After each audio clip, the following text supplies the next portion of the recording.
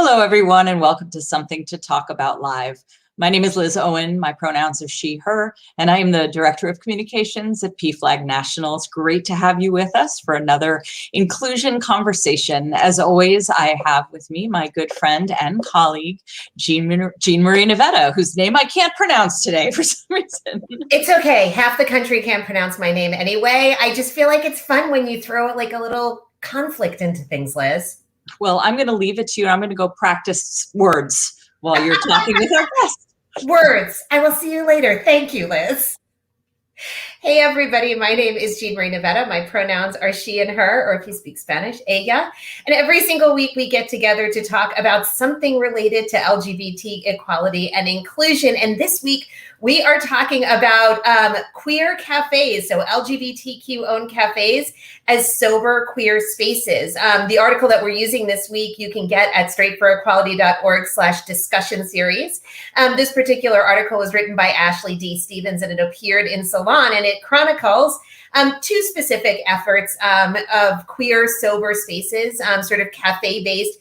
And the article gets into that there actually is kind of a movement afoot. And we wanted to talk about it because it brings up a lot of interesting issues of, first of all, spaces created for queer community, as well as sober spaces and the need for that. And to do it, we actually have somebody who is highlighted in the article. So I want to introduce Andrew Zero, who is the owner of Little Woodfords in Portland, Maine. Hey, Andrew. Hey, Jean Marie. Thanks for having me. Thank you. So I was wondering if we could start a little bit. I was joking before that maybe you can tell us your origin story, because I'm like, how did you get to this? Because not only do you have the coffee shop, but you're also a city council member. And as you were just telling us, the first openly gay one in Portland, Maine in 30 years, which is pretty impressive. So how did you get to the whole coffee thing? Like, what was it that brought you to this? Yeah, I don't even know where to begin. I guess it begins with, I like good coffee. For me, I was, after, in college and grad school, I always worked at locally owned coffee shops, and those were always the third place, right? When you're not at home, when you're not at work, you're at a coffee shop with a friend, for a professional setting. It was just the gathering place, and community was really important to me, and obviously still is. I was in nonprofit community development for a bunch of years, really just enjoying that. But there was always that thing, I really wanted to get back to that coffee shop, and I wanted to do it in a way that I always thought, really was going to be reflective of the queer community that I hold near and dear to my heart. So dove out of that and decided, hey, I'm gonna open a small business, and that was 4-ish years ago. And through a pandemic, through it all, we're doing well, and still serving coffee 7 days a week, and really grateful to have made it through the past 16 months. I don't even know at this point. So yeah, and in the meantime, decided to run for public office. In your free time, just something to do on the side. I couldn't help it. But to your point. And hopefully we can get into this when we're chatting, but representation matters, and spaces matter, and people who look like us and sound like us and act like us, that matters. So the fact that there wasn't an openly gay person on the Portland City Council for almost my entire life was definitely a motivator for me to get in the race and get elected. Got to be at the table to be heard. And that's the biggest way to do it. You got to stop complaining and change it. And there you are.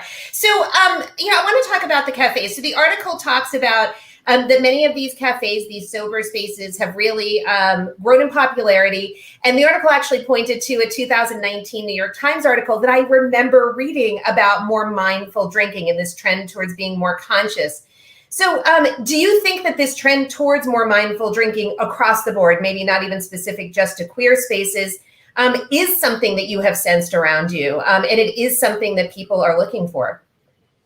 I do. And I think in the past couple of years in particular, we've really seen a move towards that curated specific type of space. I think back on, coming of age, being old enough to drink, and being gay, there's a very specific type of space that you were almost, guided towards. And it's that gay bar. It's fun. It's a hole in the wall. It's dark. And there's alcohol. And that works for people, but that also doesn't work for a lot of other people. For me, obviously, I'm not going to be serving alcohol at 7 a.m. So inherently, it was kind of built in that it was going to be a sober space. But what happened over time, I think we started to see folks were really craving that space if they were sober, and they didn't want to be, pushed to a dark hole in the wall bar where they were surrounded by alcohol. And we were able to fill that for them. And we were bright and we were pink and we were open, during the day, the hours of the day. And also able to say, hey, we are an intentionally queer space. We are a safe space for the LGBTQ plus community. And I think that is definitely going to continue to grow. And we're going to see that in other types of industry as well. Hospitality is definitely one of the first. Oh, I definitely want to talk more about those queer spaces, because I think it provides an interesting counterpoint to what we are seeing when it comes to the disappearance of many queer spaces. A few months ago, we actually did a show on how few lesbian bars still exist, and there's fewer than 15 in the United States right now. And just in many cases, as we become more accepted, some of these spaces have disappeared. So I want to come back to that, but I was wondering if we could talk a little bit more about this idea of these sober spaces. Many studies have demonstrated that there definitely is a problem with substance abuse in the LGBTQ community. It's exacerbated by COVID stress. It's exacerbated by some of the negative stuff that we see happening around us. And it kind of flies, the idea of queer sober spaces flies in the face of just what you described, Andrew, sort of this dark gay bar, where everybody goes and it's sort of this rite of passage. Why do you think there is sort of this disconnect? I mean, so what are you seeing as you're talking to people who are happy to find this space? We are sort of portrayed as a community as this big party hard segment. And yet there's this true drive towards these sober spaces. What are you hearing from people, and what do you think is happening? Yeah, I mean, this is so subjective for so many people, right? And I think just like everyone in the LGBTQ plus community, there are just so many layers, and there's so much trauma that a lot of us carry with ourselves just inherently by holding one of these identities. You bring up a really interesting point that, as we become more accepted, these spaces kind of disappear, and it's a double-edged sword. Okay, great, we're seeing more acceptance, but also we're seeing potentially the erasure of parts of our identity and our history and the people who fought really hard for us to get here today. That matters. I think when you talk about, and you're completely right, that when you talk about sobriety in the queer community or addiction, for whatever reason, and I'm definitely not an expert in this field, there is this thought, this notion, this stigma that substance abuse or overuse is a part of the gay experience, and it's just not that. I think whether we unknowingly walk into that or it does become a part of our lived experiences, I think we need to be okay as individuals and as a community to say, you know what, that's not for everyone. That's not the expectation. If you want a cup of coffee and that's your drug of choice, great, like that, and we just leave it right there. But yeah, I think the more we start to see shops like ours or the other shop that was mentioned in this article in different types of communities, whether it's in nice little New England or in the South or the West Coast, I think the more we lead by example, we're going to see people realize, oh, I was missing that. I want that. But just being open and available for customers as they come in, and there aren't really customers, they're our community, they're friends. Just listening to them, hearing them, meeting them where they're at every single day, whether they're having a good day or a bad day, the kid didn't sleep all night, or they're having an issue with work because of COVID. I mean, just honestly being a neutral space, a safe space for people who are walking through sobriety and also queer.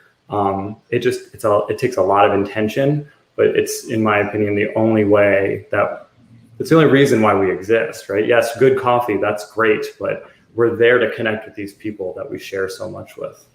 And, I think it's really interesting as we talk about more people finding these spaces, having experiences in these spaces and saying, oh, this is kind of what I was missing.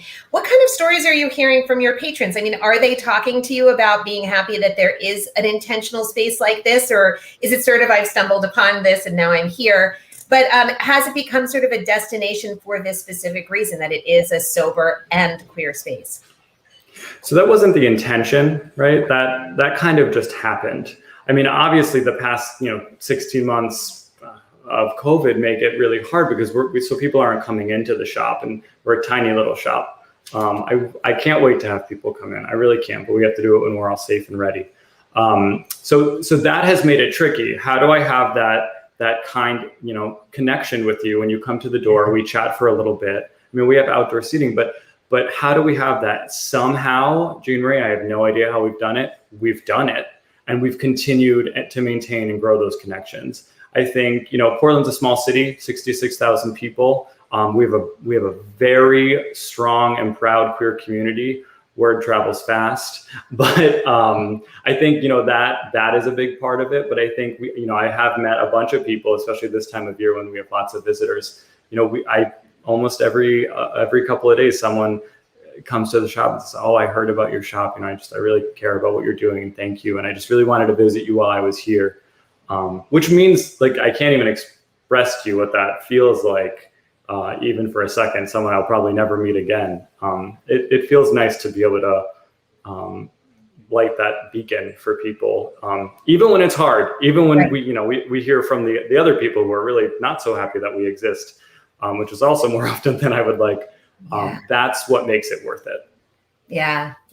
And you've certainly gotten a lot of buzz. I have to admit, I was on the website for the shop this morning, and I was noticing covered by Condé Nast, covered by Food and Wine as one of the 100 best coffee shops in the country. So you are clearly doing something right.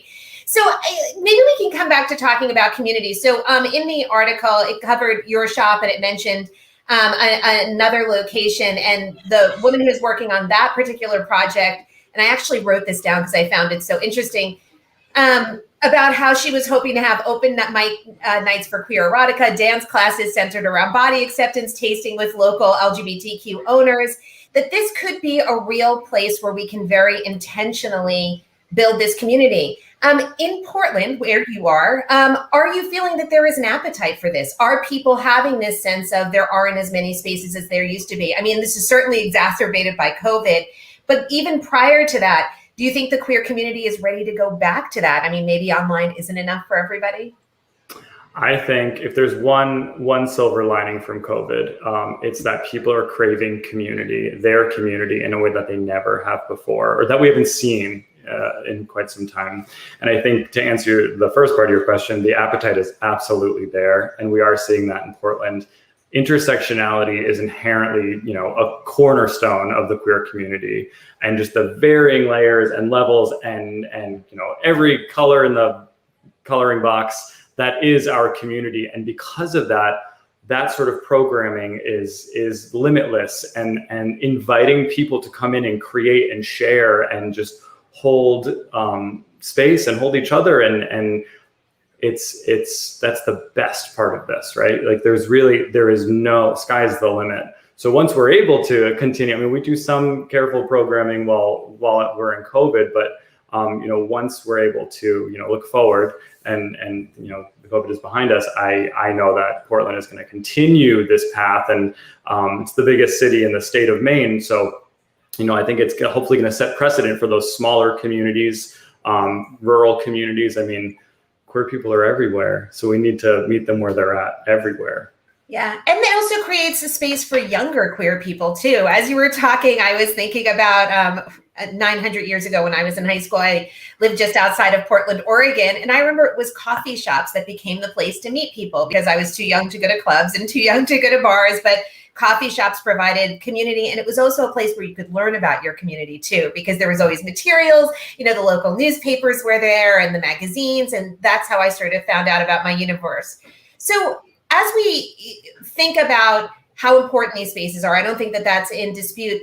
What I wonder about is, for people who are watching, besides obviously being patrons of these places, is there anything that you would suggest that people who are interested in seeing more of these spaces can do to support the creation of more businesses like yours? I mean, obviously, go drink coffee would be one of the things. But is there anything else? Is there a way that you think people can channel their energy or even make sort of their needs heard? That's a really good question. And the first thing that comes to mind is going to be just like my blanket advice for anyone who wants to see change in their community.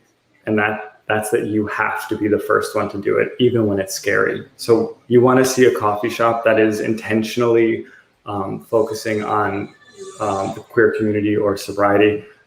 You need to reach out to someone and get that. I'm right here. Call me, email me. If you want to see change in your local municipal government, run for office. If you want to clean up your park, organize a group and start cleaning up the park with other people. If you're thinking of something, I guarantee 10 other people in your community are thinking the exact same thing. And so you just need to find your people and do it together. This sort of thing, as soon as you start pulling on the thread, you're going to find so many people who are there to support you and lift you up and help you succeed. Never be afraid to ask. If there's one thing, if I could go back in time and give myself advice, is just never be afraid to say, you know, this is who I am. This is what I wish to see in my community. And just put your best foot forward. That's very folksy advice, but it's the first thing that comes to mind. But I think probably the right advice. So as you were starting to create this and you had your concept and you started to build it, did you find people kind of connecting with you? And did you find yourself suddenly connecting with people who had this? Because you just said, you know, often if you have an idea, there are probably 10 others who are thinking it too. What was that experience like? It was overwhelming. I opened the shop at first in a very, very fringe neighborhood. People thought I was nuts for opening a coffee shop in this neighborhood because it just didn't make sense. It wasn't the part of town that people liked. Didn't make sense. But for me, I thought it was going to be worth it, right? And that is in line a lot with what queer people are told. Oh no, don't do it that way. Do it this way. That's weird. That's unusual. That's out of the norm. So for me, I was used to it. Like, sure, bring it on.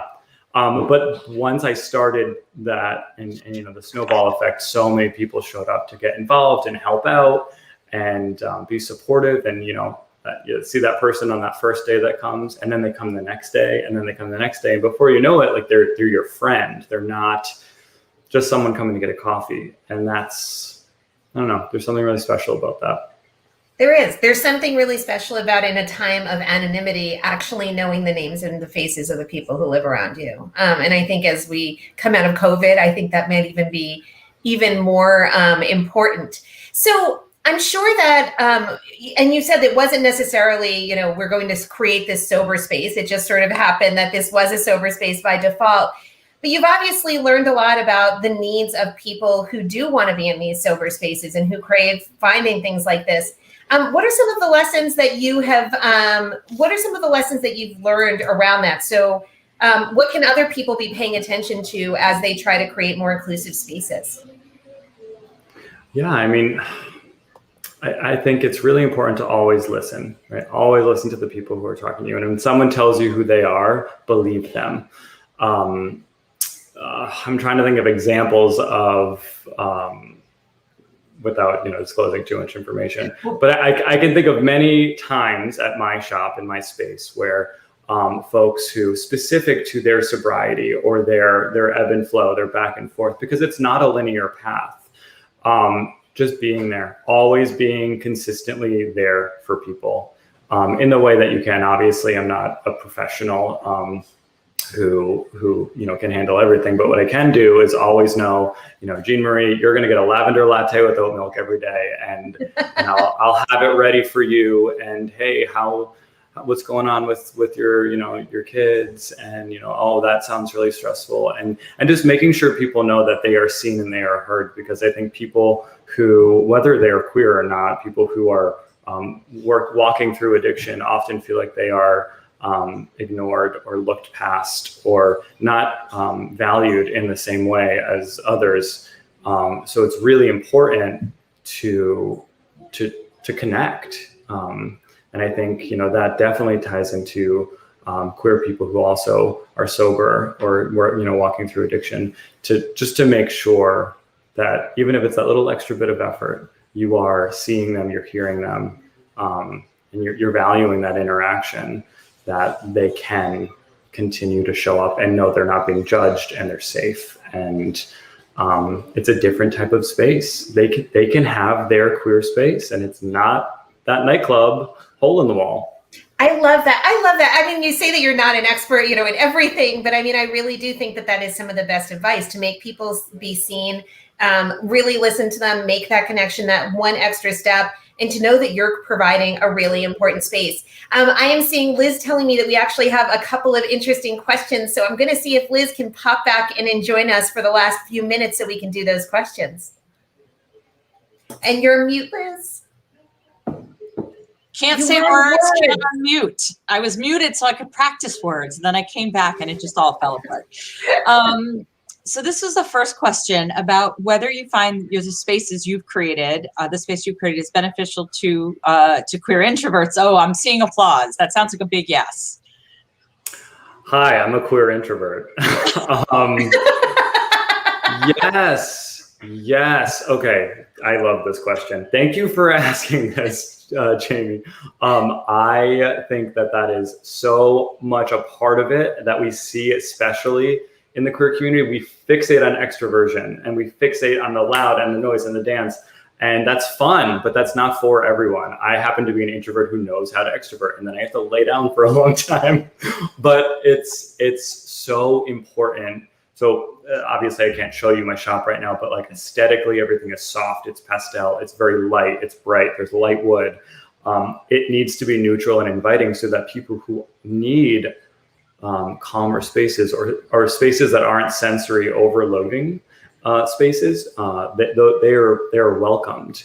And that was really important to me because I know my experience going into spaces that, you know, that sensation when you go and your shoulders go up and you immediately are closed off. So we want people to, like, you know, we want them to come in and be relaxed and actually feel welcome, other than, hey, nice to see you, welcome. They need to feel that as well. So yes, I do think those spaces, if we're going to be inclusive, we need to be inclusive of everyone, including our dear friends, the introverted folks. You know, Andrew, we're going to one day live out my dream and do the something to talk about for introverts, because I too am an introvert, and I'm going to invite all my closet introvert friends, and we're just going to sip tea and stare at each other for 30 minutes and not speak.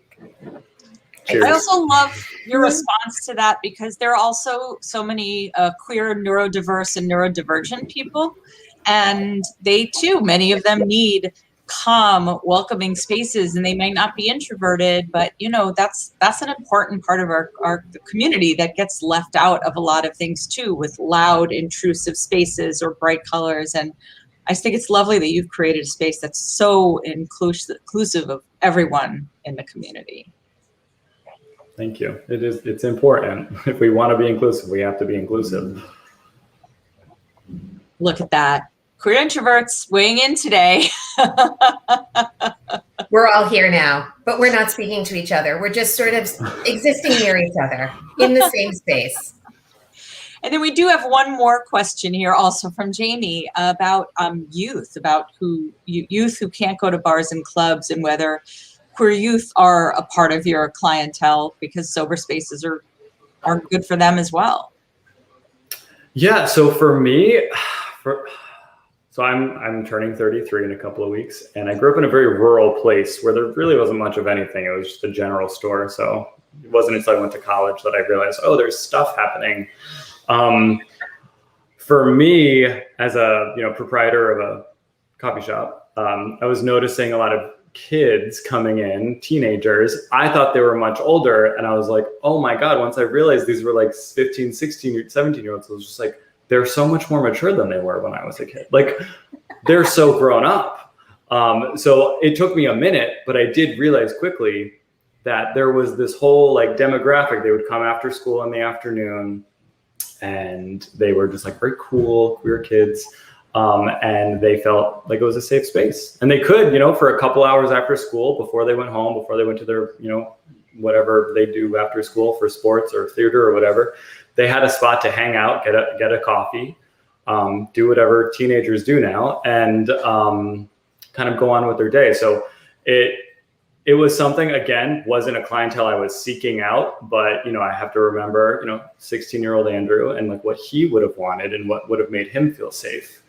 And trying to, all right, how do we do that? How do we create that for people? But again, it wasn't like an intentional part of it. It just kind of, once you observe, you can then pivot and be flexible and change and invite, more types of people to the space. Andrew, as you were talking about that, I started to think about sort of what happens next. Have other people reached out to you and asked how you did this? Do you see other people starting this? I mean, I'm sure that you're paying attention to what other businesses are doing and, what is developing out there. Do you see this happening more, or is this going to be a trend that we hope stays? I hope it starts to grow. I really do, because I know, we all know the value of intentional spaces, especially when you're, obviously looking out for queer spaces or sober spaces. I don't know how the scalability of it, depending on the type of space, right? So I don't see like an oyster bar or a fine dining restaurant doing it. I do see bars maybe having a resurgence in the roaring 20s once COVID is over. But I sure hope that people put their creative hats on and they think about how, say, they want to be an entrepreneur, they want to open something. What's their triple bottom line? It's not about the money. No one opens a coffee shop to make money. But they do open a coffee shop or another business for, for other parts. How are they being, sustainable? How are they inviting people who otherwise might not feel welcome? I'm optimistic. I think that's just a part of who I am. I like to think of myself as a little bit of Leslie Knope from Parks and Recreation, but I think it's going to take work, and that's why I would like to be a resource. And I'm sure the other shop that was mentioned in the article and wonderful organizations like you will be here to answer those questions for people and help guide them in the best of our ability to taking that next step and doing that in their community. Because I don't think we want to go in the other direction. I think we want more visibility. We want to see more people who look like us and sound like us and act like us and understand a portion of our existence. So I guess that's a long-winded way of saying, I don't know, but I'm going to keep doing it as long as I can. And I actually have one more question, because often people say to us, I receive a lot of pushback against what I'm trying to do. People don't like what I'm doing.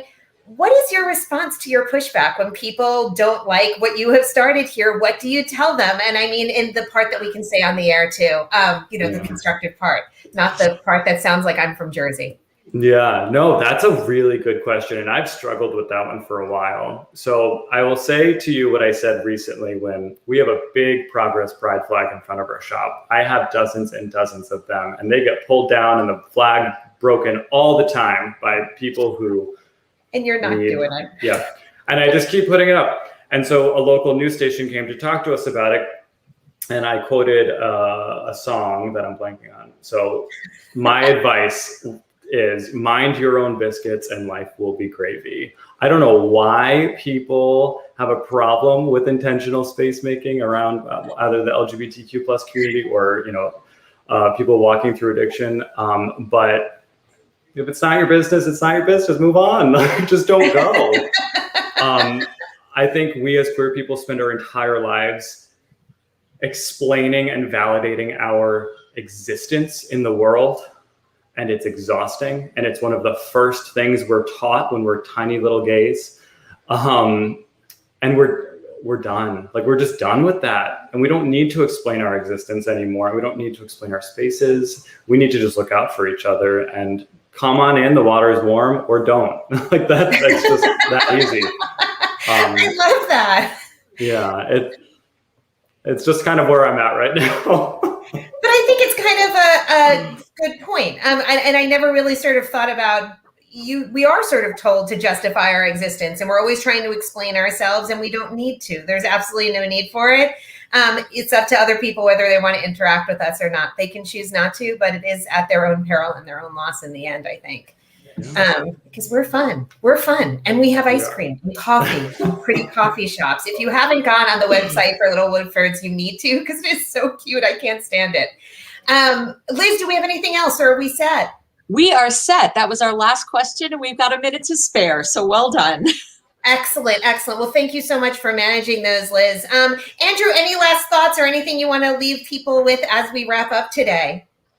I just want to say thank you so much for reaching out and inviting me to participate. I love what you do. I can't wait to see your next couple of episodes. And for everyone who's watching, please just keep being exactly who you are. Maybe even turn up the volume a little bit, because you're doing a really great job. And I'm just grateful that I'm able to have this connection with you right now. And next time you're in Portland, stop by. Oh, totally. I'm going to be there. Thank you so much, Andrew. You're amazing. And I truly mean that. You're doing so much stuff, and you are changing the world, starting with your own corner and moving out. So thank you. Thank you for being with us today. Thank you so much, Jean Marie. I really appreciate you. Thank you. Well, everybody, we are out of time once again, but we'll be back again next week with another conversation. Please remember, if between now and then you need any help, visit us at pflag.org or pflag.org/find to locate your nearest chapter. And we will wrap up the way we do every single week, which is reminding you to run fast, to laugh hard, and most of all, be kind. And please, please, please get vaccinated. Talk about vaccinations with other people. Wear your mask when necessary and when mandated, and when it is the right thing to do. We will see you next week. Bye, everybody.